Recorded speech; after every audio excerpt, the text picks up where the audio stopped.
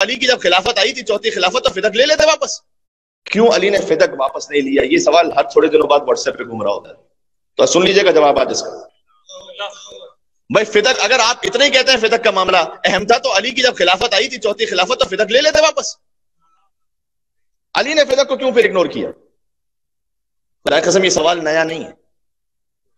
3 مرتبہ ائمہ سے یہ سوال پوچھا گیا ہے, تینوں مرتبہ الگ الگ جواب دیا میرے مولانا.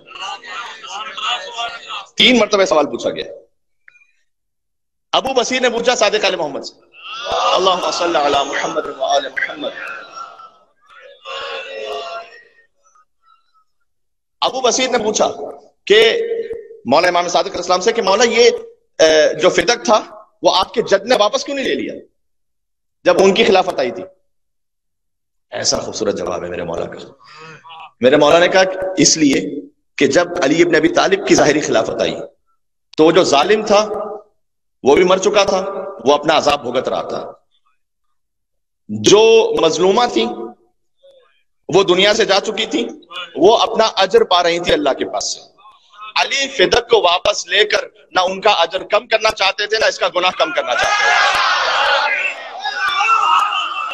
اب یہ جواب ذہن میں رہ جائے گا. علی نے فدق کیوں واپس نہیں لیا؟ ظالم دنیا سے جا چکا تھا, عذاب بھگت رہا تھا. جو مظلومہ بیوی تھی وہ جا چکی تھی, وہ اپنی جزا پا رہی تھی. نہ علی ان کے ثواب میں کمی کرنا چاہتے تھے نہ ان کے عذاب میں کمی کرنا چاہتے تھے. دوسری مرتبہ یہی سوال, یہ سوال ابو بصیر نے کیا تھا, دوسری مرتبہ یہ سوال ابن ابراہیم نے کیا چھٹے مامی سے. علی تو آپ جانتے ہیں نا کہ جب علی سے سوال کیا جاتا تھا تو ایک ہی تو سوال تھا, 70 الگ جواب دیتے تھے. مولا یہ وہ فدق واپس کیوں نہیں لے لیا تھا؟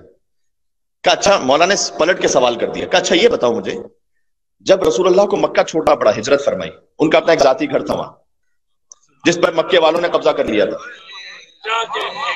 مدینہ میں 10 سال رہے, دوبارہ واپس پلٹے فاتح مکہ بن کر, فتح مکہ ہو گئی. اب وہاں کے حاکم تھے. امام نے کہا کہ پھر رسول اللہ نے وہ گھر جس پر قبضہ ہو چکا تھا وہ واپس کیوں نہیں لیا تھا؟ وہ واپس کیوں نہیں لیا تھا؟ پھر کہتا مولا یہ تو مجھے نہیں معلوم, کیوں نہیں واپس لیا تھا؟ امام نے کہا کہ ہم اہل بیت کا مزاج یہ ہے کہ ایک بار جو شے ہم سے ظلمن لے لی جائے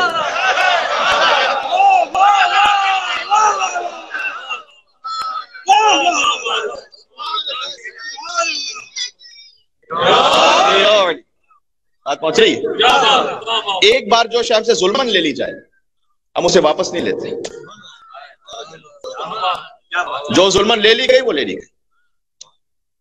یہی سوال 7ویں امام سے بھی کیا گیا کہ مولا یہ فدق واپس کیوں نہیں لے لیا تھا؟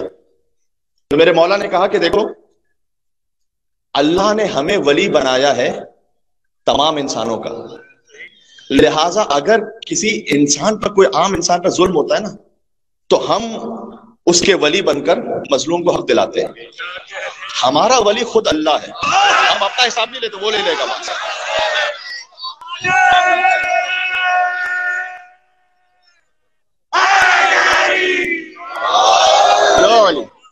یار فدق سمجھ میں آ رہی ہے؟ ٹھیک ہے. اچھا, چونکہ مجھے معلوم ہے اگر میں دائرے خطبہ فدق پڑھوں گا تو آپ کے ذہن میں سارے سوالات آئیں گے, مجھ سے مجلس کے بعد آپ پوچھیں گے, تو یہیں سے کیوں نہ اس کا جواب دے دوں یہاں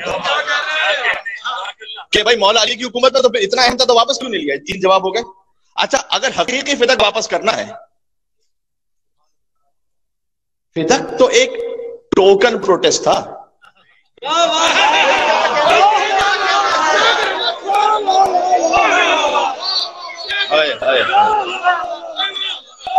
لفظ ضائع نہیں کرنا ہے, ایک علامتی احتجاج تھا, علامتی احتجاج تھا نا. ورنہ سیدہ کونین جن کی خاطر دنیا نہیں خلق ہوئی, اگر سیدہ نہ ہوتی تو نہ محمد ہوتے نہ علی ہوتے.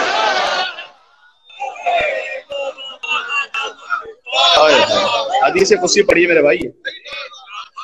تو صدیقہ کبریٰ وہ ایک زمین کے ٹکڑے کے لیے جائیں گی کیا؟ یہ تو ٹوکن احتجاج تھا تاکہ اس غاصب کے چہرے سے خلافت کی نقاب اتر جائے.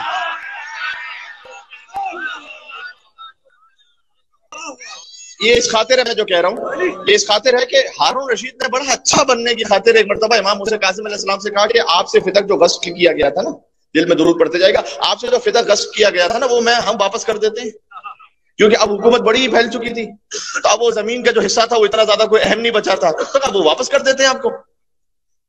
بڑی واہ واہ بھی ہو جائے گی کہ بھئی اہل بیت کا وہ حق ہے جو بنی امیہ نے بھی غصب کیا اور بنی عباس نے بھی غصب کیا، یا ہارون رشید صاحب تھے جنہوں نے واپس کیا، تو ہم واپس کر دیتے ہیں.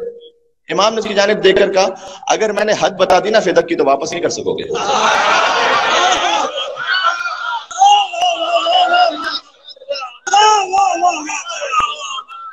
اچھا، I'm not making up a story، یہ امام نے واقع کہا یہ اسے کہ اگر میں نے حد بتائی نا تو دنیا واپس نہیں کرے گا. تو دیکھا کیسی بات کرتے ہیں آپ، میں واپس کر دوں گا، آپ حد تو بتائیے.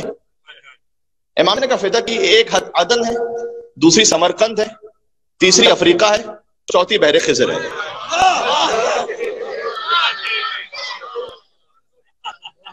روایت میں لکھا ہوا ہے کہ ہارون رشید کے چہرے کا رنگ متغیر ہو گیا اور کہتا ہے یہ تو آپ میری خلافت کی حد بتا رہے ہیں، کہ بس یہی تو فدق تھا کہ جس کے احتجاج کے لیے بی بی گئی تھی، یہی تو فدق تھا کہ جس کے لیے گئی تھی، یہی دے تو واپس کرو خلافت.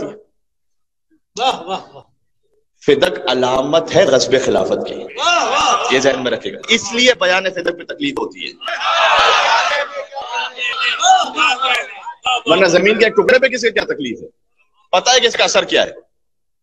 یہ ابن ابی العدید معتزلی نے، مجھے آخر میں پڑھنا تھا ابھی پڑھ دیتا ہوں، اپنے استاد سے پوچھا کہ اس نے کہا مجھے ایمان سے بتائیے گا، اپنے زبان سے سمجھا رہا ہوں، کہ جب رسول کی بیٹی گئی تھی تو وہ حق پر تھی یا نہیں تھی؟